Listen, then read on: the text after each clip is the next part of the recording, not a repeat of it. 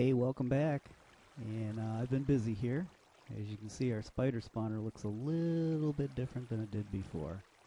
I've got this all dug out and been setting up a spider spawner trap here. So let's have a look at it.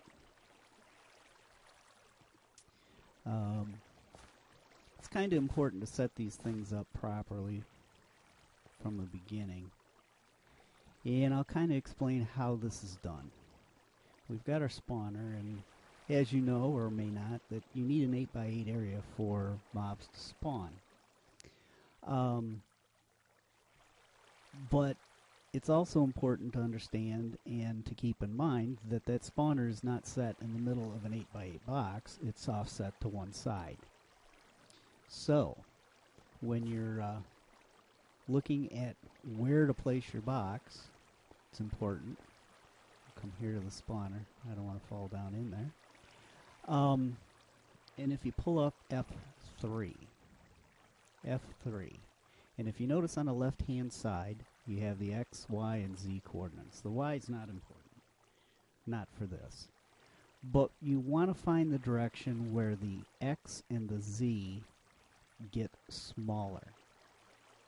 So I've done that already. You see, we're at 160, 159, 158. Okay. So that's the direction you want to go.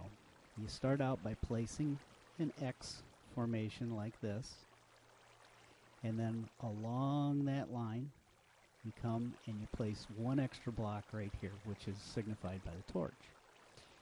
And then outside of that is where you place your walls.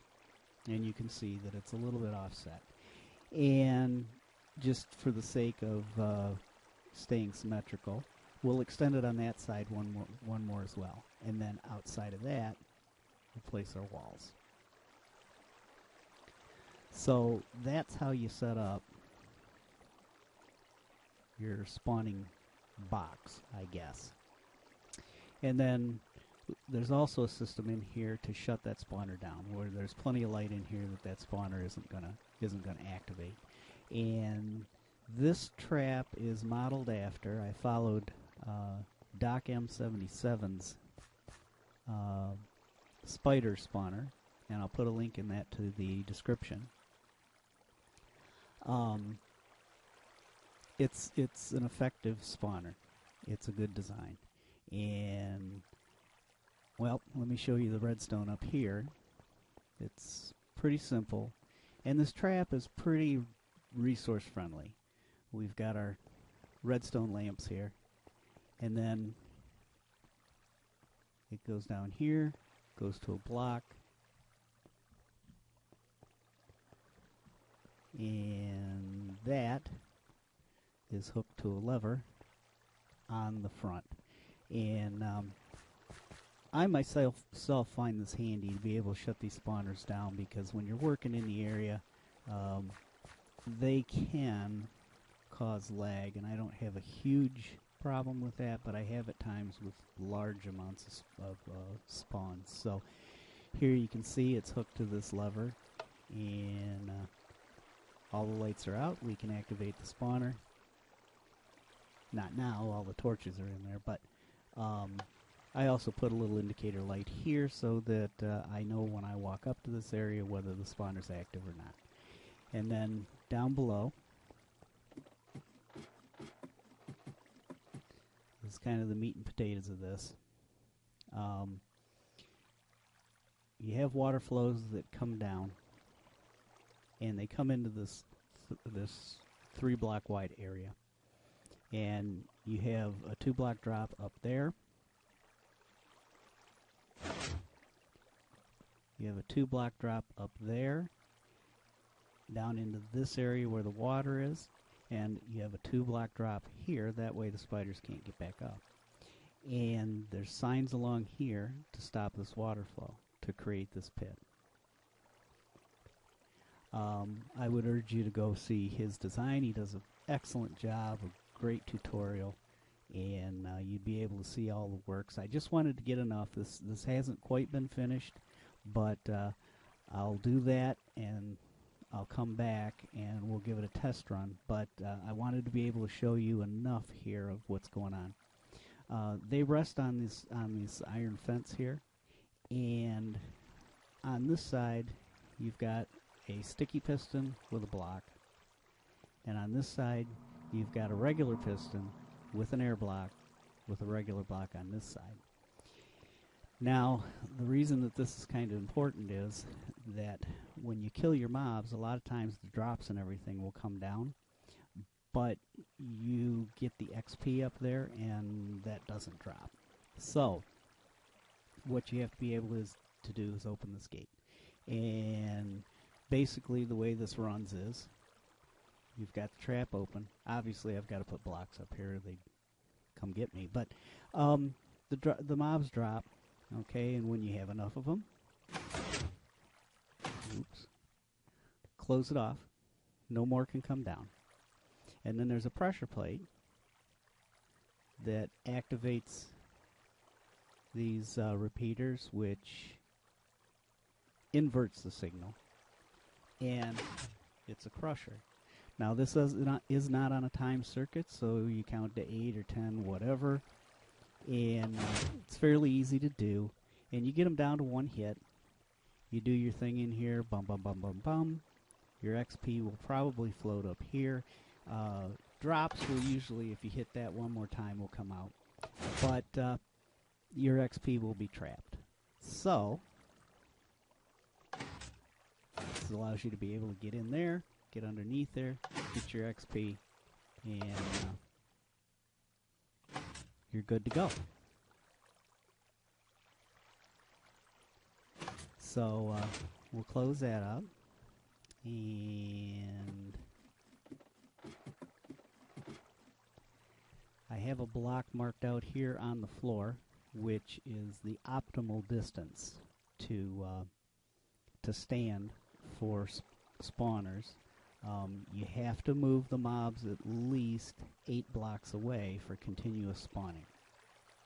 So whatever kind of a spawn trap you're putting together, you have to remember that you have to get those mobs away from that spawner. So I think that's about all. in the way of simple explanation. Anyway, again, go check out Doc M's channel. He does a lot of great stuff. I enjoy it quite a bit. And smart guy, redstone, and theories behind how these things work. So I'm going to go ahead and close this thing up. By the way, I've got this all blocked off. We're very mob unfriendly right now. Any of these areas that we haven't explored, I've got blocked off, so we don't have anything spawning in here. I don't want any interruptions while I'm building this. So I'm going to go ahead, and when I come back, this will all be done, and we can give it a test run. Okay, so I've been standing here for, maybe a minute. I got this all enclosed and prettied up a little bit. We can make changes as we go along. One other thing that I might mention, I did look around a little bit in the immediate area of the spawner, hoping maybe for a second spawner. I didn't find one, but if at some point we find one, then we'll see about hooking them together. And so now let's see what we can do. We'll shut that off first, and then we'll crush them. We'll try about 8 seconds.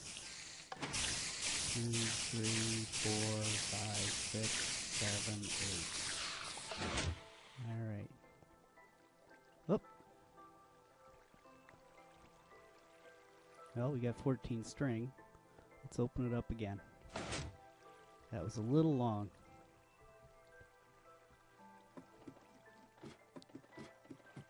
Try that again. Now, another thing that I'll mention, I hope the spider, I turned my sounds down a little bit. A couple things that I forgot to mention as far as spawners. You want to make sure and give them plenty of headroom. One thing that is probably a good idea as far as efficiency is to put a block on top of the spawner, because some of them like to disco dance up there, and that doesn't do anything for production. So, and another thing that he mentions this, Doc M being him, in his tutorial, is it's important to put these blocks here because this is the edge of the spawner, and they can see you through that corner, and that's where they'll track you. So otherwise, it'll work. It's just a little better this way. All right, we should have some. Yeah, okay. We'll shut it off. We'll try 5 this time. 1, 2, 3, 4, 5. Okay. All right, we managed not to kill everybody. All right. All right. That went pretty well. As you can see, I mentioned that the XP will float up here. As far as the drops, you can get those, but the XP still floats. So that's where this little opening deal comes in. And now you can see we got all of our XP, and we can close that up. And yeah, so it's a neat little spawner. Good idea, like I said. Smart guy, as there are, quite a number of smart guys about these, how this stuff works. They're smarter than I am. I stumble on something every once in a while, but. And now we'll shut that spawner down so we don't create any lag for ourselves. And as I said, as far as prettying this up,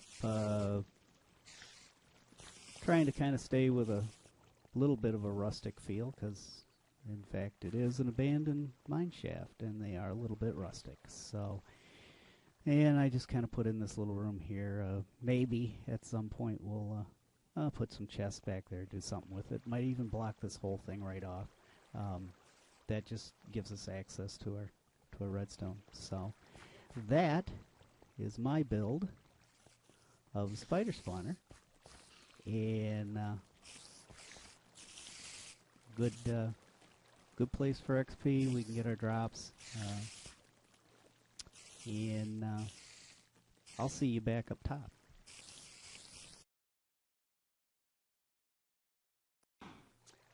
Well, quick little tour. Show you where things are at. We're down in the cattle breeding. Yeah, I find them wandering around. They must be glitching through there, but that's okay.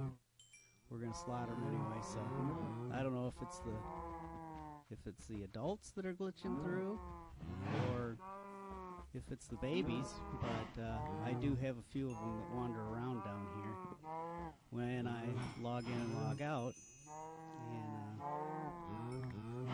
I don't know why that's happening. Maybe I have too many, but anyhow, that's fine. Like I said, we're slaughtering them anyway. I moved the wheat farm over here. In current production, we get about, I think there's about 86 pieces of wheat that we get with each harvest. So I moved it over here. We get quite a few. And get rid of this. I picked up all my useless junk from down there. This is one place that we do need an entrance for. And I have some ideas, but I haven't really settled on anything. And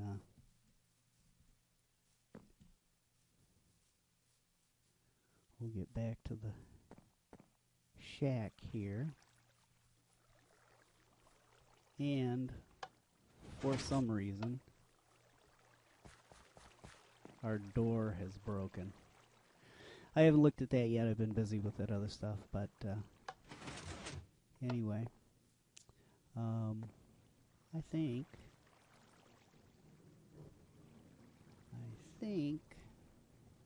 we'll sleep. And I'll be back when it's light. Okay, we're back. And I showed you a little bit of the farms the last episode. And so this is actually what I've done. I got a suggestion from Siesta Sally.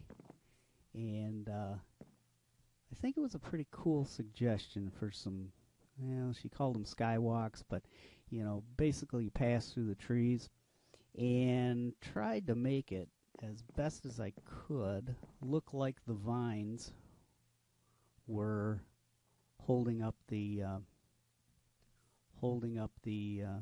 walkway.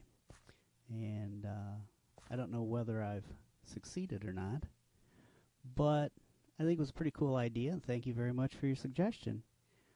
As you can see, we've got the carrots, we've got the potatoes, and they're coming along nice.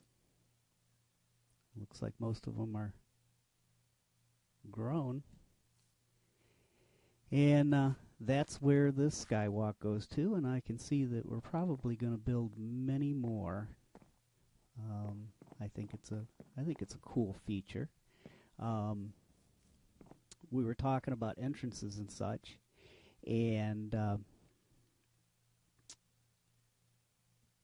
I thought that maybe doing some purely creative builds, and let me know what you think about that idea, where we don't have to worry about, you know, getting resources. Generally maybe a bigger build. Our mine area over there needs some sort of an entrance, as I mentioned before. I want it to be big enough to store chests and chests and chests of whatever. And maybe on something like that size, purely creative, we might be able to implement some things like obsidian, which we would ruin 50 picks to try and get a lot of. Or something like bedrock, perhaps. I'm going to have to take a close look at the textures, but maybe do some statues, monuments around the place here. Just in creative mode, kind of to add an artistic aspect to it. So let me know in the comments what you think about that as well, and also ideas for, entrances to the cattle breeding area and entrances to the mine. Maybe take some inspiration from ancient cultures, Aztec, Inca, native cultures from around the world. And always feel free to email me, send me pictures, and yeah, so maybe we'll do something like that. That is probably just about all I've got time for today. And the next episode, maybe we'll go on another walkabout and go in a different direction and find out what we can find out. That village is a long ways away, and maybe we'll hook up another portal to it. But until then, thank you very much for watching, and I do appreciate all the comments and all the suggestions. I do take them to heart. I do read them. So please, feel free, and again, until next time, thanks for watching, and we'll see you later. Everybody take care.